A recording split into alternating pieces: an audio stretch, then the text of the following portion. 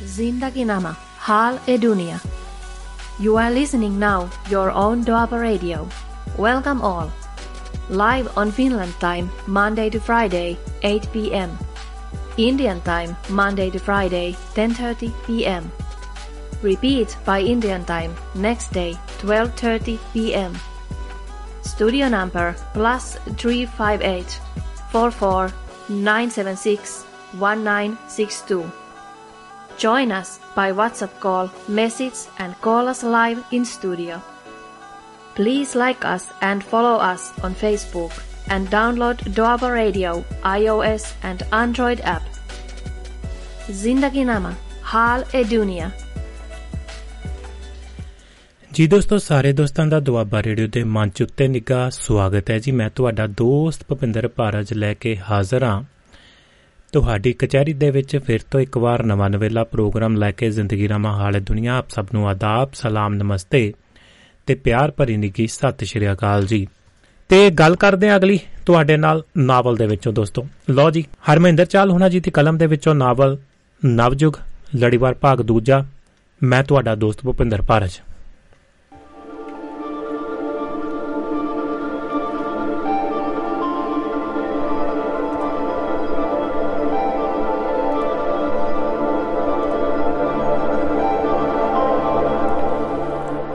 ਕਿਰਪਾਲ ਹੋਰਾਂ ਦਾ ਸਾਰਾ ਪਰਿਵਾਰ ਅਮਰੀਕਾ ਆ ਚੁੱਕਿਆ ਸੀ।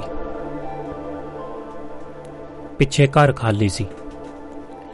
ਉਂਝ ਘਰਾਂ ਦੇ ਵਿੱਚੋਂ ਮਾਮੇ ਦੇ ਇੱਕ ਮੁੰਡੇ ਨੂੰ ਘਰ ਸੰਭਾਲਿਆ ਹੋਇਆ ਸੀ। ਉਸਦੀ ਆਪਣੀ ਜ਼ਮੀਨ ਘੱਟ ਸੀ, ਪਿੰਡ ਨੇੜੇ ਹੀ ਸੀ।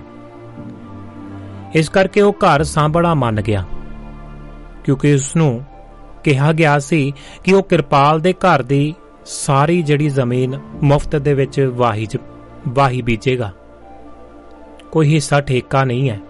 ਖੈਰ, ਵਿਆਹ ਦੀ ਤਿਆਰੀ ਸ਼ੁਰੂ ਹੋਈ ਤਾਂ ਪਾਲੀ ਨੇ ਪਹਿਲਾਂ ਜਾਣ ਦੀ ਸਕੀਮ ਬਣਾ ਲਈ। ਜਾ ਕੇ ਘਰ ਦੀ ਸਾਫ਼ ਸਫਾਈ ਕਰਾਉਣੀ ਸੀ ਤੇ ਹੋਰ ਬੜੇ ਕੰਮਕਾਰ ਕਰਨ ਵਾਲੇ ਸਨ। ਪਰ ਵਿਆਹ ਉਸਨੇ ਕਿਰਪਾਲ ਨੂੰ ਤਾਰੀਖ ਪੁੱਛ ਕੇ ਹੀ ਰੱਖਿਆ ਸੀ। ਕਿਰਪਾਲ ਨੇ ਖਾਸ ਤੌਰ ਤੇ ਇਸ ਗੱਲ ਦਾ ਜਿਹੜਾ ਧਿਆਨ ਰੱਖਿਆ ਕਿ ਉਹਨਾਂ ਦਿਨਾਂ ਦੇ ਵਿੱਚੋਂ ਕੋਈ ਆਪਰੇਸ਼ਨ ਵਗੈਰਾ ਦਾ ਕੰਮ ਨਾ ਲਿਆ ਜਾਵੇ। ਪਾਲੀ ਚਲੀ ਗਈ, ਮਗਰ 2-2, 3-3 ਕਰਦਿਆਂ ਹੋਰ ਪਰਿਵਾਰਕ ਮੈਂਬਰ ਵੀ ਜਾਏ ਗਏ। ਆਖਰ ਸਾਰਾ ਟੱਬਰ ਪਿੰਡ ਪਹੁੰਚ ਗਿਆ। ਅਗਾਂਹ ਪਿੰਡ ਦੇ ਵਿੱਚ ਮੇਲਾ ਲੱਗ ਗਿਆ। ਨੇੜਲੇ ਸ਼ਹਿਰ 2 ਦਿਨਾਂ ਦੇ ਲਈ ਮੈਰਿਜ ਪੈਲੇਸ ਜਿਹੜਾ ਬੁੱਕ ਕਰਵਾਇਆ ਗਿਆ। ਪਹਿਲੇ ਦਿਨ ਬਰਾਤ ਆਉਣੀ ਸੀ ਤੇ ਦੂਸਰੇ ਦਿਨ ਮਿਲਣੀ ਵਾਲਿਆਂ ਜਾਣਾ ਸੀ। ਵਿਆਹ ਦੀ ਸ਼ਾਮ ਹੋ ਗਈ, ਪਰ ਕਿਰਪਾਲ ਹਾਲੇ ਨਹੀਂ ਆਇਆ। ਉਸਦੇ ਬਾਕੀ ਪਰਿਵਾਰਕ ਮੈਂਬਰ ਆ ਚੁੱਕੇ ਸਨ। ਅਸਲ ਦੇ ਵਿੱਚ ਜਿਸ ਸ਼ਾਮ ਉਸਨੇ ਤੁਰਨਾ ਸੀ, ਉਦੋਂ ਹੀ ਅਲੈਗਜ਼ੈਂਡਰੀਆ ਹੌਸਪੀਟਲ ਦੇ ਵਿੱਚ ਐਮਰਜੈਂਸੀ ਕੇਸ ਆ ਗਿਆ, ਜਿਸ ਦਾ ਤੁਰੰਤ ਆਪਰੇਸ਼ਨ ਹੋਣਾ ਸੀ। ਕਿਰਪਾਲ ਨੂੰ ਸੁਨੇਹਾ ਆਇਆ ਤਾਂ ਉਸਨੇ ਦੱਸਿਆ ਕਿ ਉਹ ਤਾਂ ਛੁੱਟੀ ਜਾਣ ਦੇ ਲਈ ਤਿਆਰ ਬੈਠਾ ਹੈ। ਪਰ ਮੈਨੇਜਮੈਂਟ ਨੇ ਉਸਨੂੰ ਮਨਾ ਲਿਆ ਕਿ ਉਹ ਆਪਰੇਸ਼ਨ ਕਰਕੇ ਹੀ ਜਾਵੇਗਾ।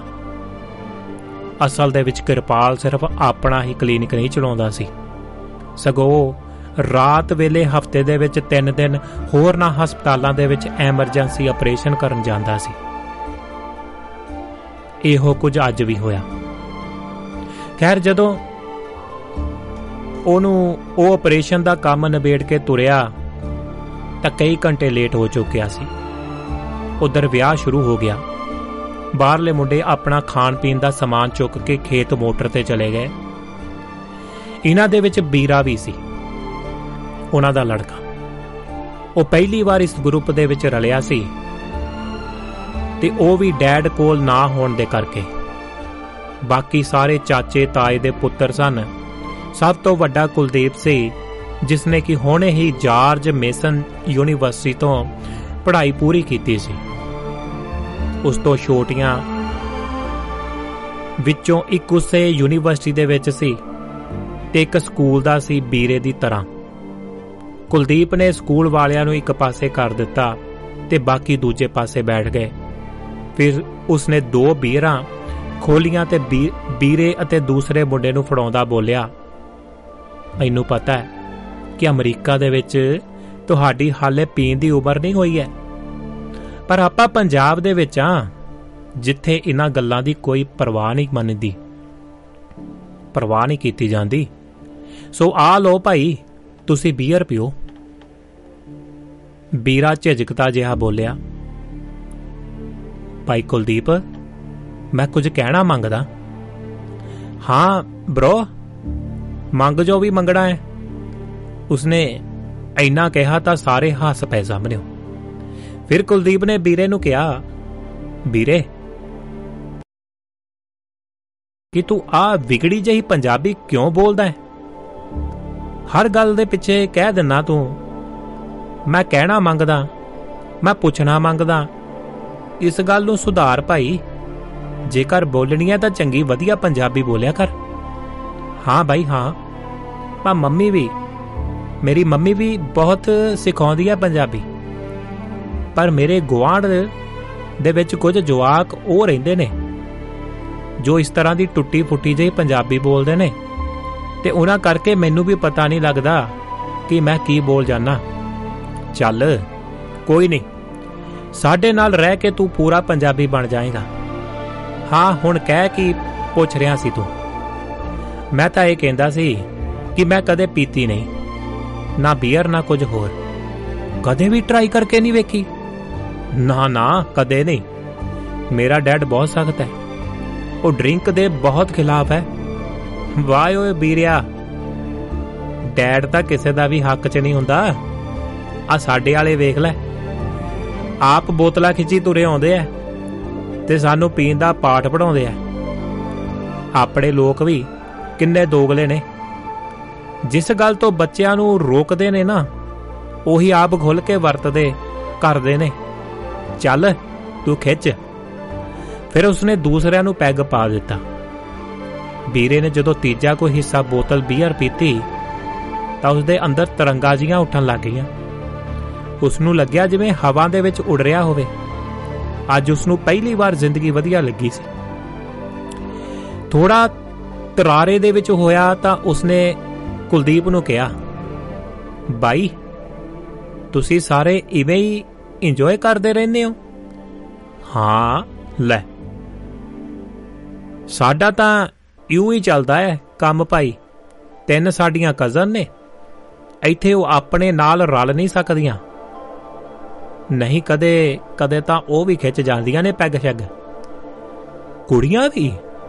ਵੀਰਾ ਹੈਰਾਨ ਹੋ ਕੇ ਬੋਲਿਆ, ਹਾਂ ਵੀਰੇ, ਇਸ ਦੇ ਵਿੱਚ ਕੁਝ ਵੀ ਮਾੜਾ ਨਹੀਂ ਹੈ।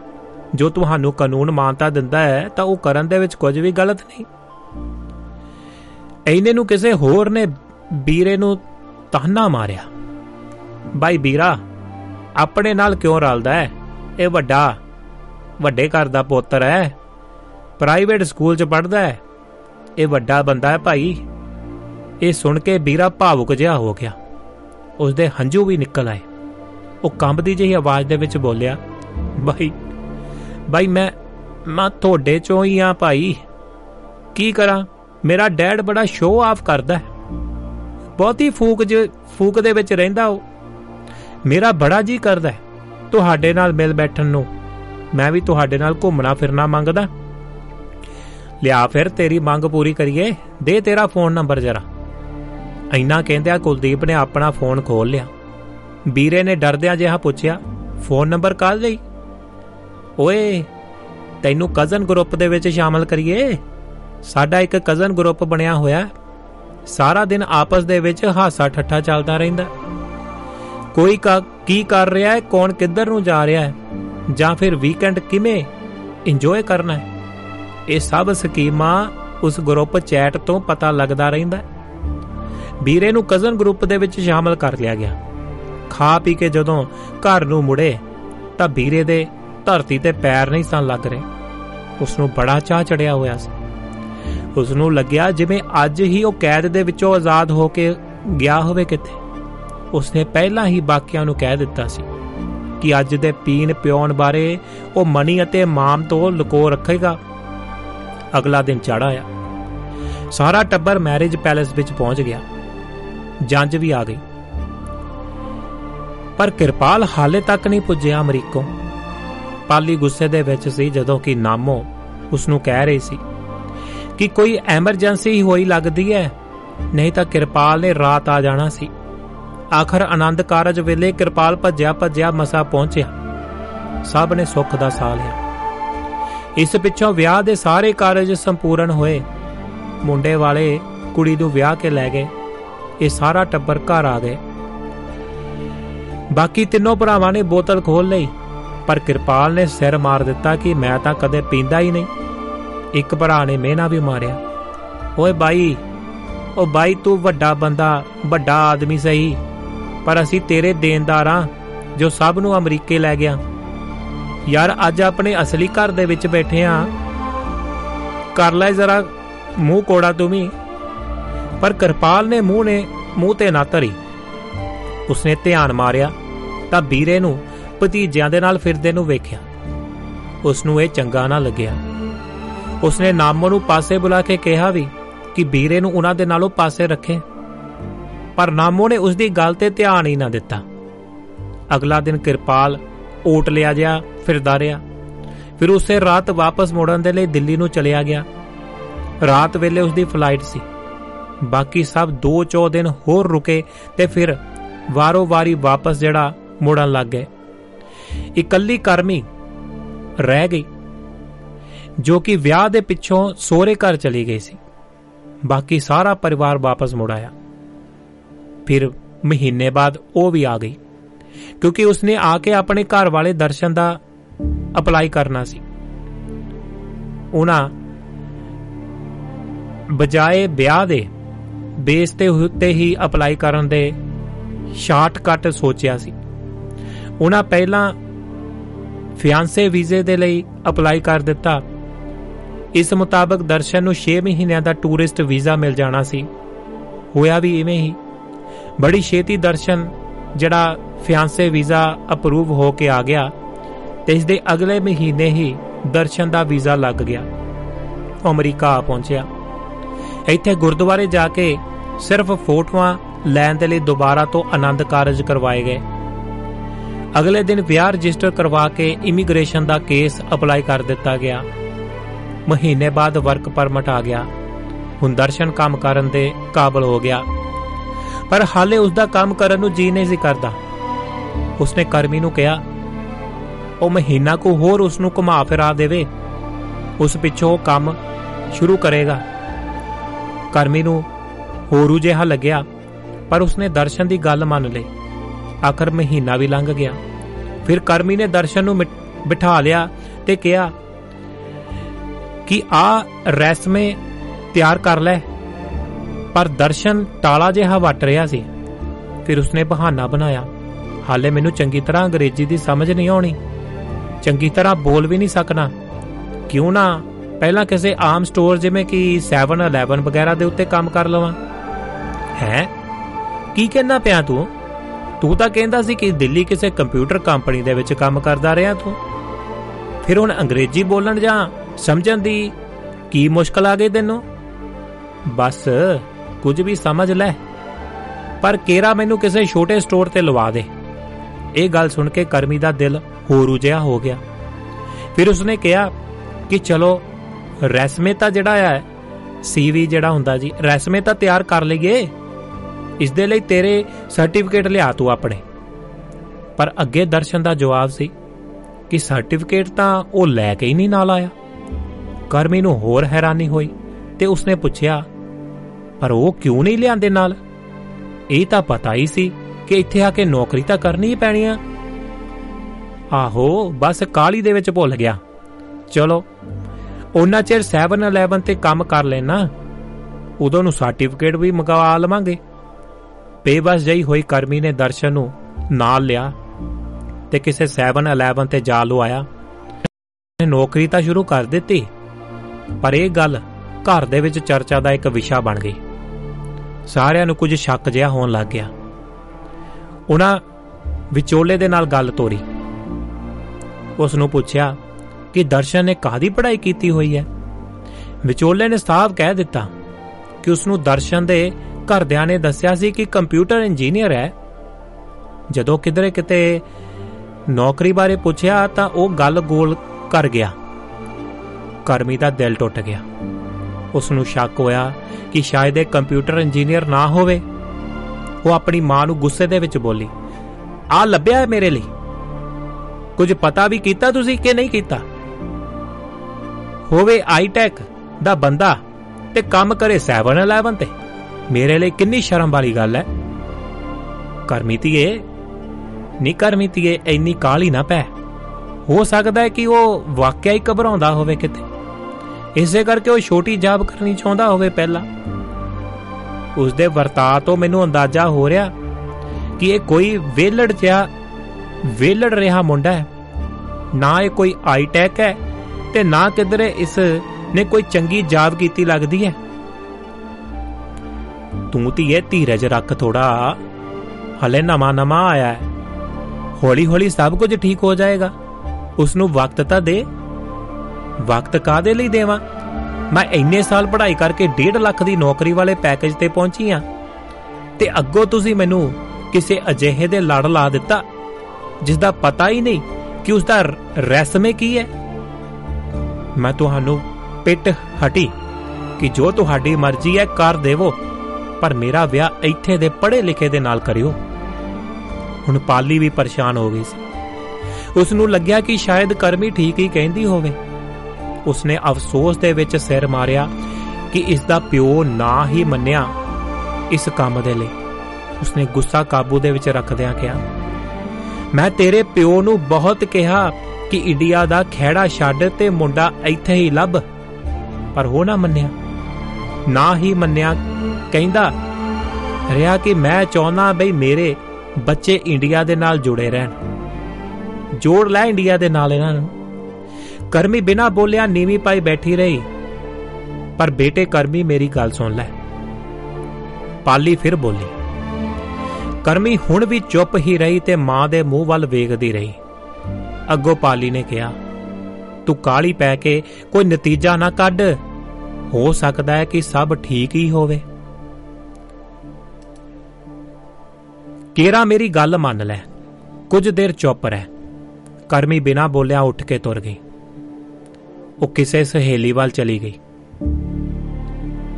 रात देर दे नाल आई तां दर्शन उदों तक उसनूं उड़ीक रहा सी। रात पै गई।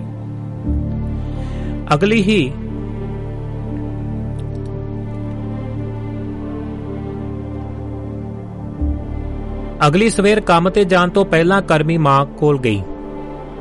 दर्शन हाले तक सुत्ता पिया सी। करमी ने मां नूं हौली दे ने कहा, रात इसदी शराब पीती हुई सी। इन्ना ही नहीं, सिगरटां दी बदबू भी आ रही थी। पाली अंदरों कंब उठी, पर उपरों सावा रहिंदिया उसने करमी नूं तरवास दिंदिया कहा, कुड़े शराब तां बंदे पी लैंदे ने।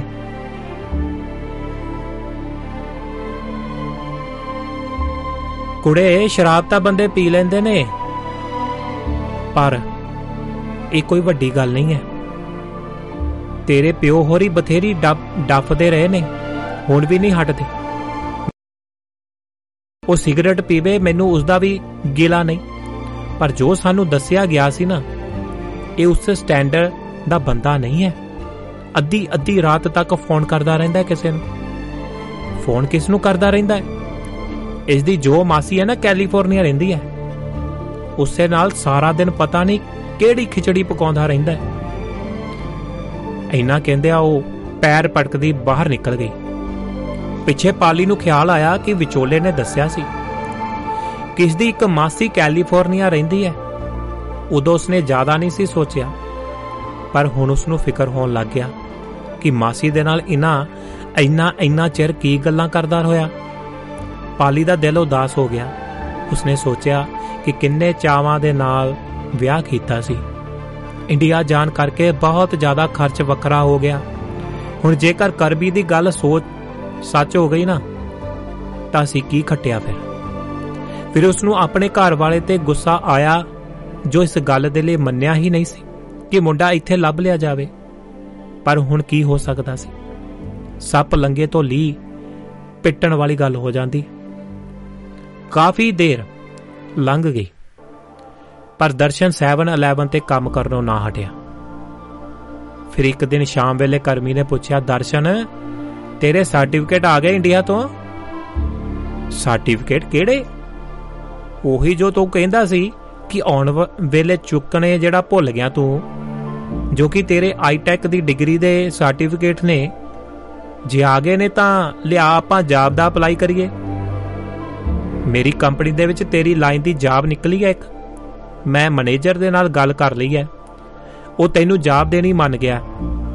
ਓ ਮਾਈ ਗॉड, ਓ ਮਾਈ ਗॉड, ਕਿਉਂ ਕੀ ਹੋਇਆ? ਉਹ ਤਾਂ ਮੈਂ ਮੰਗਵਾਉਣਾ ਹੀ ਭੁੱਲ ਗਿਆ। ਲੈ ਕੱਲ ਨੂੰ ਹੀ ਮੈਂ ਗੱਲ ਕਰਦਾ ਭਰਾ ਦੇ ਨਾਲ ਕੀ ਮੇਰੇ ਸਰਟੀਫਿਕੇਟ ਮੇਲ ਕਰ ਦੇ। ਕਰਮੀ ਨੂੰ ਗੁੱਸਾ ਆ ਗਿਆ, ਬਹੁਤ ਚੜਿਆ, ਪਰ ਉਹ ਜਾਬਤੇ ਦੇ ਵਿੱਚ ਰਹੀ ਤੇ ਪੁੱਛਿਆ, ਦਰਸ਼ਨ ਕੀ ਇਹ ਸੱਚ ਹੈ ਕਿ ਤੂੰ ਕੋਈ ITEC ਜਾਂ ਕੰਪਿਊਟਰ ਦੀ ਇੰਡੀਆ ਦੇ ਵਿੱਚ ਕਿਧਰੇ ਜੌਬ ਕੀਤੀ ਹੋਈ ਹੈ? ਤੂੰ ਕੀ ਸਮਝਦੀ ਹੈ ਕਿ ਮੈਂ ਝੂਠ ਬੋਲਦਾ? ਇੰਨਾ ਜ਼ਰੂਰੀ ਕੰਮ ਤੇ ਤੂੰ ਕਹਿ ਰਿਹਾ ਕਿ ਭੁੱਲ ਗਿਆ। ਮੈਂ ਹੋਰ ਫਿਰ ਕੀ ਸਮਝਾਂ? ਤੂੰ ਬਹੁਤੀ ਅਮਰੀਕਨ ਨਾ ਬਣ। ਨਾਲੇ ਤੇਰਾ ਕੀ ਮੈਨੂੰ ਕੋਈ ਡਰ ਮਾਰਿਆ ਹੈ ਕਿ ਮੈਂ ਝੂਠ ਬੋਲੂੰਗਾ? ਤੈਨੂੰ ਨਹੀਂ ਪਤਾ ਕਿ ਮੈਂ ਕੀ ਚੀਜ਼ ਆ। ਉਹ ਪੀਤੀ ਹੋਈ ਖਰੀ ਕਰਨ ਲੱਗ ਗਿਆ। ਉਹ ਭੁੱਲ ਗਿਆ ਸੀ ਕਿ ਕਿੱਥੇ ਬੈਠਾ ਹੈ, ਉਹ ਕਿਸ ਦੇ ਨਾਲ ਗੱਲ ਕਰ ਰਿਹਾ ਹੈ। ਕਿਉਂ? ਕੌਣ ਹੈ ਤੂੰ? मैं तेरे घर वाला। तू कौन हुंदी है मैनू सवाल करन वाली? मैं जो मर्जी नौकरी करा, तू की कड़ी लैनी है? दर्शन, ओ दर्शन, मैं सब समझदी हां तेरियां गल्लां, पर एक गल सुन लै कन्न खोल के, तेरा इत्थे रोब नहीं चलना। तू भी करमिंदर कौरे गल सुन लै कन्न खोल के चंगी तरह। मेरा रोब चलूगा और इत्थे ही चलूगा। कादा रोब? रहिंदा सोहरियां दे घर है, चज दी जाब तेरे कोल है कोई नहीं, पढ़ाई बारे पता नहीं की झूठ तूफान बोली जाना है। हुण जदों कुछ पढ़िया ही नहीं तां सर्टिफिकेट कित्थों आउणे ने? मैं मलोट दा जट आ, मलोट दा। वट ते खड़ो के जिथे तक नजर जांदी है ना, सब मेरी पैली है। ना जट ने कदे काम कीता है ते ना करे। तू बहुती चिक चिक ना कर इत्थे खड़ के। जे जट दी जाड़ हेठ आ गई ना किधरे, ਚੱਬ के रख दूं तेनू।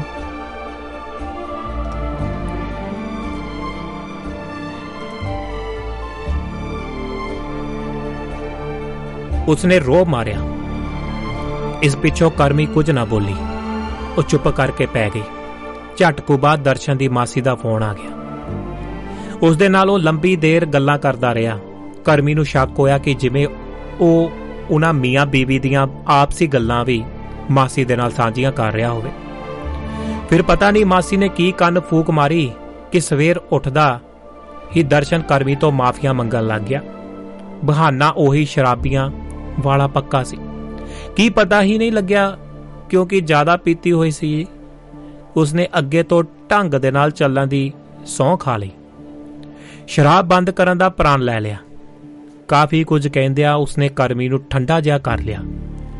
असल दे विच करमी ढैली नहीं होई सी, सगों वो सोच रही सी कि शराब पीती विच सब कुछ सच कह गया है।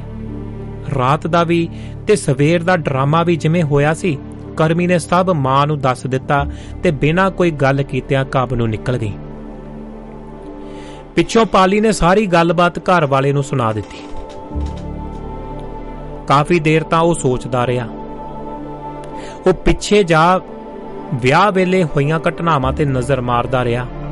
जदों उसनूं भी यकीन हो गया कि जो कुछ करमी दस के गई है वो सच ही जापदा है, तां उसने सिर फड़ लिया। उसनूं अपने फैसले ते अंतां दा अफसोस होया ते वो सोचण लग्या कि यह उसदे मन दी चाहत सी कि उसदा जवाई पंजाब तो आवे, ना कि इत्थे दा जम्मिया पलिया होवे। जदों कि उसदी बेटी ने तां पहला ही कहा सी कि पंजाबों किसे नूं ना लियावो। ਹੁਣ ਉਸ ਨੂੰ ਹੋਰਾਂ ਦੀਆਂ ਦਸੀਆਂ ਗੱਲਾਂ ਵੀ ਯਾਦ ਆਉਣ ਲੱਗ ਗਈਆਂ ਕਿ ਜੇਕਰ ਤੁਹਾਡੇ ਬਹੁਤ ਹੀ ਨਜ਼ਦੀਕਦਾਰਾਂ 'ਚੋਂ ਕੋਈ ਚੰਗਾ ਪੜ੍ਹਿਆ ਲਿਖਿਆ ਮੁੰਡਾ ਹੈ ਤਾਂ ਹੀ ਤੁਸੀਂ ਇਹ ਗੱਲ ਸੋਚ ਸਕਦੇ ਹੋ, ਨਹੀਂ ਤਾਂ ਚੁੱਪ ਕਰਕੇ ਮੁੰਡਾ ਹੋਵੇ ਭਾਵੇਂ ਕੁੜੀ ਹੋਵੇ ਇੱਥੋਂ ਹੀ ਲੱਭੋ। ਨਾਲ ਹੀ ਉਸ ਨੂੰ ਖਿਆਲ ਆਇਆ ਕਿ ਜੇਕਰ ਇਹ ਗੱਲ ਬਾਹਰ ਨਿਕਲ ਗਈ ਨਾ ਕਿ ਇਹਨਾਂ ਦਾ ਜਵਾਈ ਇਹੋ ਜਿਹਾ ਨਿਕਲਿਆ ਤਾਂ ਸਮਾਜ ਦੇ ਵਿੱਚ ਬਦਲੀ ਹੋਊਗੀ। ਲੋਕ ਕੀ ਕਹਿਣਗੇ ਕਿ ਨਿਰਭੈ ਸਿੰਘ ਕਹਿੰਦਾ ਕਹਾਉਂਦਾ ਬੰਦਾ ਕਿਵੇਂ ਟਪਲਾ ਖਾ ਗਿਆ।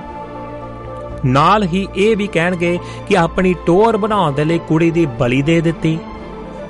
ਉਸਨੇ ਪਾਲੀ ਦੇ ਨਾਲ ਸਲਾਹ ਕੀਤੀ ਕਿ ਹੁਣ ਚੁੱਪਚਾਪ ਗੱਲ ਪਰਦਾ ਪਾਇਆ ਜਾਵੇ ਗੱਲ ਦੇ ਉੱਤੇ।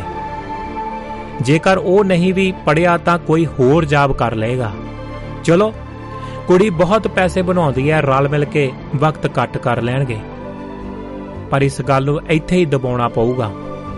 ਅਗਲੇ ਦਿਨਾਂ ਦੇ ਵਿੱਚ ਉਹਨਾਂ ਨੇ ਦਰਸ਼ਨ ਦੇ ਵਿੱਚ ਬਦਲਾਅ ਵੇਖਿਆ।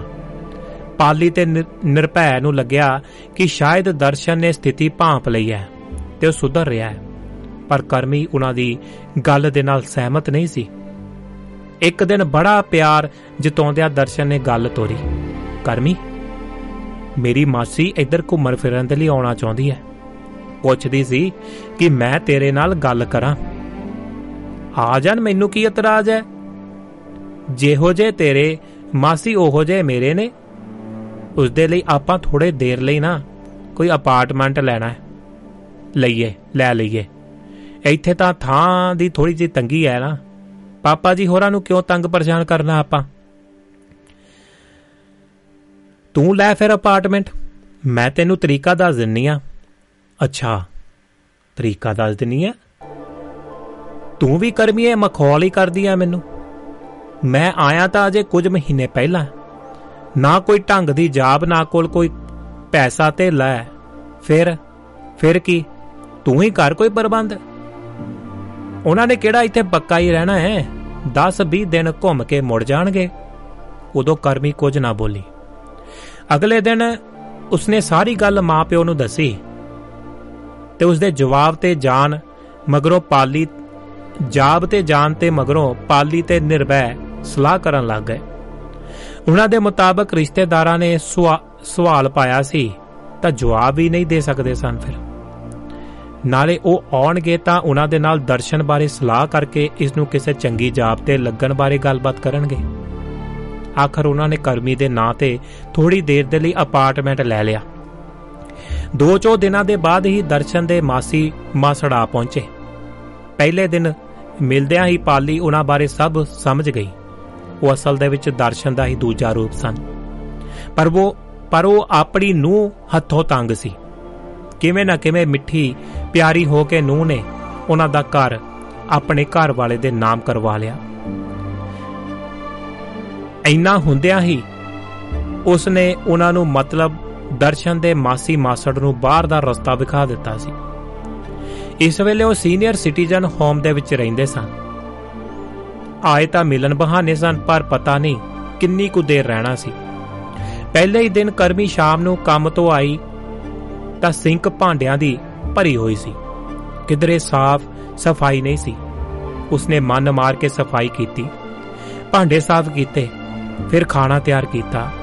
ਥੱਕੀ ਹਾਰੀ 10 ਵਜੇ ਕਿਧਰੇ ਉਹ ਸੁੱਤੀ। ਸਵੇਰੇ ਉਹ ਅਜੇ ਉੱਠੀ ਹੀ ਸੀ ਕਿ ਮਾਸੀ ਨੇ ਚਾਹ ਦੀ ਫਰਮਾਇਸ਼ ਪਾ ਦਿੱਤੀ। ਉਸਦੇ ਕੰਮ ਤੇ ਜਾਣ ਤੋਂ ਪਹਿਲਾਂ ਪਰੌਂਠੇ ਬਣਾਉਣ ਦਾ ਹੁਕਮ ਚਾੜ ਦਿੱਤਾ ਗਿਆ। ਅੱਕੀ ਹੋਈ ਨੇ ਉਸਨੇ ਇਹ ਕੰਮ ਵੀ ਕਰ ਦਿੱਤਾ। ਸ਼ਾਮ ਵੇਲੇ ਫਿਰ ਉਹੀ ਹਾਲ ਹੋ ਗਿਆ।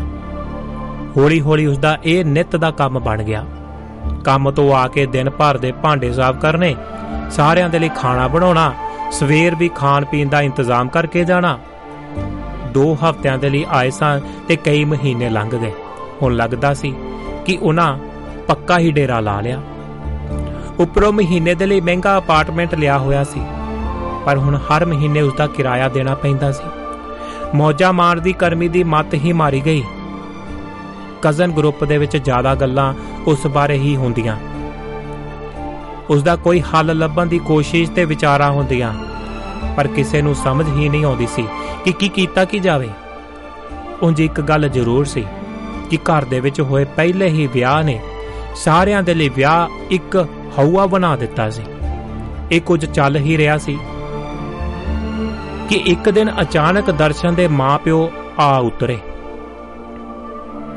ਇਹ ਕਿਸੇ ਦੇ ਚਿੱਤ ਚੇਤੇ ਵੀ ਨਹੀਂ ਸੀ ਕਿ ਦਰਸ਼ਨ ਵੀ ਕਹਿ ਰਿਹਾ ਸੀ ਕਿ ਉਸ ਨੂੰ ਵੀ ਕੋਈ ਅੰਦਾਜ਼ਾ ਨਹੀਂ ਸੀ ਕਿ ਉਹ ਇੰਨੀ ਜਲਦੀ ਆ ਰਹੇ ਨੇ। ਅਸਲ ਦੇ ਵਿੱਚ ਉਸ ਨੂੰ ਸਭ ਪਤਾ ਸੀ। ਉਸਦੇ ਮਾਂ-ਪਿਓ ਦਾ ਟੂਰਿਸਟ ਵੀਜ਼ਾ ਅਪਲਾਈ ਉਸਦੀ ਮਾਸੀ ਮਾਸੜ ਨੇ ਕੀਤਾ ਸੀ। ਦਰਸ਼ਨ ਨੂੰ ਸਭ ਪਤਾ ਸੀ। ਇਹ ਸਭ ਦੇ ਲਈ ਇੱਕ ਬੜਾ ਵੱਡਾ ਹੈਰਾਨੀ ਵਾਲਾ ਕੰਮ ਸੀ। ਸਾਰੇ ਪਰਿਵਾਰ ਨੂੰ ਇਹ ਸੀ ਕਿ ਇਉਂ ਚੁੱਪਚਾਪ ਆਉਂਦਿਆਂ ਕੀ ਮਤਲਬ ਹੋਇਆ। 2 ਦਿਨਾਂ ਬਾਅਦ ਹੀ ਦਰਸ਼ਨ ਨੇ ਜ਼ੋਰ ਪਾ ਕੇ ਕਰਮੀ ਦੇ ਪੇਕਿਆਂ ਦੇ ਘਰ ਉਹਨਾਂ ਨੂੰ ਰੋਟੀ ਤੇ ਬੁਲਾਉਣ ਦਾ ਪ੍ਰਬੰਧ ਕਰ ਲਿਆ। ਦਰਸ਼ਨ ਦੇ ਮਾਂ-ਪਿਓ ਮਾਸੀ ਮਾਸੜ ਸ਼ਾਮ ਵੇਲੇ ਪਾਲੀ ਹੋਰਾਂ ਦੇ ਘਰ ਆ ਪਹੁੰਚੇ। ਬੜੀਆਂ ਮਿੱਠੀਆਂ ਗੱਲਾਂ ਮਾਰੀਆਂ ਗਈਆਂ। ਦਰਸ਼ਨ ਬੜਾ ਬੀਬਾ ਬਣ ਕੇ ਬੈਠਾ ਸੀ। ਅਸਲੀ ਗੱਲ ਉਦੋਂ ਹੀ ਸਾਹਮਣੇ ਆ ਗਈ ਜਦੋਂ ਦਰਸ਼ਨ ਦੀ ਮਾਂ ਨੇ ਗੱਲ ਤੋਰੀ। ਭੈਣ ਪਾਲੀ ਜੀ, ਆਪਾਂ ਕਿਸਮਤ ਵਾਲੇ ਆਂ ਜੋ ਚੰਗੇ ਬੱਚੇ ਰੱਬ ਨੇ ਦਿੱਤੇ ਨੇ। ਇਸ ਤੋਂ ਵੀ ਚੰਗਾ ਇਹ ਹੈ ਕਿ ਆਪਣੀ ਰਿਸ਼ਤੇਦਾਰੀ ਬਣ ਗਈ। ਜੀ, ਅਨਸਰਦੇ ਨੂੰ ਪਾਲੀ ਨੇ ਹੁੰਗਾਰਾ ਭਰਿਆ। ਹੋਰ ਕਰਦੀ ਵੀ ਕੀ ਉਹ ਜਦੋਂ ਅਣਚਾਹੇ ਰਿਸ਼ਤੇਦਾਰ ਜਿਹੜਾ ਢੀਠਾਂ ਦੀ ਤਰ੍ਹਾਂ ਆ ਬੈਠੇ ਹੋਣ। ਦਰਸ਼ਨ ਦੇ ਮਾਂ-ਪਿਓ ਊਟ ਪਟਾਂਗ ਜਿਹਾ ਮਾਰੀ ਗਏ। ਇਹ ਅੱਗੋਂ ਹਾਂ ਹੂੰ ਕਰੀ ਗਏ। ਫਿਰ ਜ਼ਰਾ ਕੁ ਸੰਭਲਦਿਆਂ ਦੇ ਖੰਗੂਰਾ ਜਿਹਾ ਮਾਰਦਿਆਂ ਦਰਸ਼ਨ ਦੀ ਮਾਸੀ ਨੇ ਗੱਲ ਤੋਰੀ। ਲਓ ਪਾਲੀ ਭੈਣ ਜੀ, ਮੈਂ ਬਣਨ ਲੱਗੀ ਆ ਤੁਹਾਡੀ ਵਿਚੋਲਣ ਪਰ ਕਾਹਦੇ ਲਈ? ਉਹ ਜੀ ਦਰਸ਼ਨ ਦੀ ਮਾਂ ਨੇ ਨਾ ਇਹ ਮੈਨੂੰ ਵਿੱਚ ਪਾਇਆ ਕਿ ਮੈਂ ਗੱਲ ਕਰਾਂ। ਪਰ ਦੱਸੋ ਤਾਂ ਸਹੀ ਕਿ ਗੱਲ ਕੀ ਹੈ? ਮੇਰੀ ਭੈਣ ਹੈ ਨਾ, ਤੁਹਾਡੀ ਛੋਟੀ ਧੀ ਧਰਮੀ ਦਾ ਦਰਸ਼ਨ ਤੋਂ ਛੋਟੇ ਦੇ ਲਈ ਰਿਸ਼ਤਾ ਮੰਗਦੀ ਹੈ। ਇਹ ਗੱਲ ਸੁਣਦਿਆਂ ਹੀ ਪਾਲੀ ਨੂੰ ਤਾਂ ਹੈਰਾਨੀ ਹੋਣੀ ਹੀ ਸੀ। ਉਧਰ ਪਾਸੇ ਬੈਠੀ ਕਰਮੀ ਨੂੰ ਵੀ ਅੱਗ ਲੱਗ ਗਈ। ਉੱਠ ਕੇ ਕੋਲ ਆਉਂਦਿਆਂ ਬੋਲੀ, ਮਾਸੀ ਜੀ, ਮੈਂ ਇੱਕ ਗੱਲ ਕਹਾਂ? ਹਾਂ ਪੁੱਤ, ਜ਼ਰੂਰ ਕਹਿ। ਧਰਮੀ ਦਾ ਰਿਸ਼ਤਾ ਉਸਦੀ ਭੈਣ ਜਾਣੀ ਕਿ ਮੈਂ ਤਾਂ ਮੰਗ ਸਕਦੀ ਆ, ਪਰ ਤੁਹਾਡਾ ਤਾਂ ਕੋਈ ਹੱਕ ਹੀ ਨਹੀਂ ਬਣਦਾ। ਬੇਇੱਜ਼ਤੀ ਹੋਈ ਮਾਸੀ ਖੀ ਕਰਕੇ ਹੱਸਦਿਆਂ ਹੋਏ ਬੋਲੀ, ਲੈ ਪੁੱਤ ਤੂੰ ਬਣਾ ਜਾ, ਲੈ ਤੂੰ ਕਰ ਲੈ ਵਿਚੋਲਣ ਦਾ ਕੰਮ। ਆਪਾਂ ਤਾਂ ਮੁੰਡਾ ਹੀ ਵਿਆਹੁਣਾ, ਵਿਚੋਲਾ ਜਿਹੜਾ ਮਰਜ਼ੀ ਹੋ ਜਾਵੇ। ਪਰ ਮਾਸੀ ਜੀ, ਉਸਦੇ ਲਈ ਕੁੜੀ ਨੂੰ ਵੀ ਤਾਂ ਪੁੱਛਣਾ ਪਊਗਾ ਨਾ ਕਿ ਉਹ ਕੀ ਚਾਹੁੰਦੀ ਹੈ। ਲੈ ਉਹ ਤੇਰੇ ਤੋਂ ਬਾਹਰ ਥੋੜੀ ਐ ਹੋਊਗੀ ਕਿਤੇ। ਤੂੰ ਕਹੇਗੀ ਤਾਂ ਉਸਦੀ ਕੀ ਜ਼ਰੂਰਤ ਹੈ ਕਿ ਨਾ ਕਹਿ ਦੇਵੇ ਕਿਤੇ। ਚਲੋ ਫਿਰ ਹੁਣ ਖਾਣਾ ਖਾਓ ਤੇ ਚਲੀਏ। ਮੈਂ ਕਰੂੰਗੀ ਮੇਰੀ ਭੈਣ ਦੇ ਨਾਲ ਗੱਲ। ਜੇ ਘਰੇ ਐ ਤਾਂ ਹੁਣੇ ਬੁਲਾ ਲਓ ਇੱਥੇ ਹੀ। ਨਹੀਂ, ਦਰਸ਼ਨ ਦੀ ਮਾਸੀ ਬੋਲੀ, ਕੋਈ ਨਹੀਂ, ਐਡੀ ਕਿਹੜਾ ਗੱਡੀ ਲੰਘੀ ਜਾਂਦੀ ਐ, ਕਰ ਲਵਾਂਗੀ ਮੈਂ ਹੌਲੀ ਹੌਲੀ ਗੱਲ। ਕਰਮੀ ਕਹਿੰਦੀ। ਇਸ ਪਿੱਛੋਂ ਚੁੱਪ ਜਿਹੀ ਵਰਤ ਗਈ ਉੱਥੇ ਸਾਰੇ। ਰੋਟੀ ਖਾ ਕੇ ਉਹ ਤੁਰਦੇ ਬਣੇ। ਤੁਰਨ ਲੱਗੀ ਕਰਮੀ ਆਪਣੀ ਮੰਮੀ ਅਤੇ ਪਾਪਾ ਦੇ ਕੋਲ ਜ਼ਰਾ ਕੋ ਰੁਕੀ ਤੇ ਬੜੇ ਆਤਮ ਵਿਸ਼ਵਾਸ ਦੇ ਵਿੱਚ ਬੋਲੀ, ਮੰਮੀ ਤੇ ਨਾਲੇ ਪਾਪਾ, ਮੇਰੀ ਗੱਲ ਸੁਣ ਲਓ ਇੱਕ ਧਿਆਨ ਨਾਲ। ਆਪਣੀਆਂ ਇਛਾਵਾਂ ਖਾਤਰ ਤੁਸੀਂ ਮੇਰੀ ਜ਼ਿੰਦਗੀ ਤਾਂ ਜਹੰਨਮ ਬਣਾ ਦਿੱਤੀ, ਪਰ ਮੈਂ ਆਪਣੀ ਛੋਟੀ ਭੈਣ ਨੂੰ ਉਹ ਨਰਕ ਨਹੀਂ ਭੋਗਣ ਦਿਆਂਗੀ ਜੋ ਮੈਂ ਭੋਗ ਰਹੀ ਹਾਂ। ਉਸਦੇ ਮਾਂ-ਪਿਓ ਨੂੰ ਗੱਲ ਨਹੀਂ ਔੜੀ। ਕਰਮੀ ਬੈਗ ਚੁੱਕ ਕੇ ਤੁਰਦੀ ਬਣੀ।